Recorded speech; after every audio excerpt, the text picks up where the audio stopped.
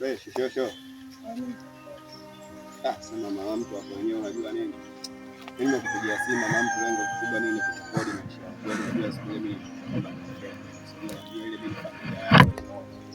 hapo swala nini unajua mama mtu sema sija nini nayo mzidi sana unapitia kwa fulani ambapo umekaa mpaka tunafanya hivi. Sijui unaelewa vitu fulani mtoto ambavyo umejali.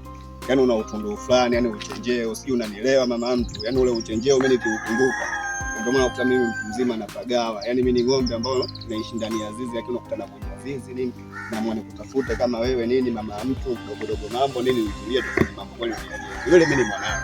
Lakini maisha ya ukweli siku ile mama mtu ulinipambanisha ndio maana niliongea kauli za shiti sana lakini kwa ukweli mimi nakubali mama mtu. Mimi nakuelewa sana wajue mchumba kuliko unapofikiria. Sijui umeelewa? Unaamua kunidhalilisha. Unakudhalilishaje? Wewe mwenyewe uone. Zile ni hasira tu mama mtu. Sasa kusema kuchukulia hasira mama mtu, vikombe vyenyewe vinagongana kwenye makabati afu mwisho wa siku watu wanakinda wanafunika maisha yanaenda mama mtu. Acha hasira. Sijui umenielewa. Mimi nikwambie kitu. Mimi kusema ukweli yani. Mimi siwezi niongelea hasira. Mimi kuishi bila wewe siwezi. Mimi sikutaki. Nisikilize. Mimi kuna vitu ambavyo maisha ya ukweli. Yaani nimepata kwako sehemu nyingine siwezi kuvipata.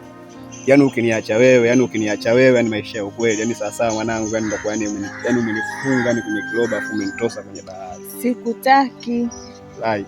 Sikutaki. Nisikilize basi. Sikutaki. Achana na mimi na maisha. Nisikilize basi. Mimi mtoto wa kiume mwenzio unajua. Mimi oa lai. Mimi nakupenda kweli. Sikutaki. Nisikilize basi. Nisikilize nikwambie. Sema nini mamilo? Oya mama mtu wewe. Mama mtu nisikilize mimi muone unajua mpaka napiga magoti na tepeta unajua sio kweli unajua. Oya mchumba. Basi baadaye nipokelea hata simu yangu afu tuyajenge nini. Kukutane basi sehemu ile tulikuwa tunakutana au. Sema mapenzi kudada date wanangu ya mapenzi sometimes dharau unakutana una mchumba unamuelewa afu mchumba na yaani unamuelewa umefika umeoza afu ndo mambo yenyewe ndo kama haya. Mbona zalilika mambo kama haya mchumba anakuwa naelewi kodi. Kwani nimekosa nini mimi kwa Mwenyezi Mungu? Mchumba na vitu fulani hivi ambavyo vinatufanya watu tunapagawa afu unambembeleza mchumba aelewi hata umshikishe pochi aelewi. Shida nini? Au nilifeli siku ile? Bali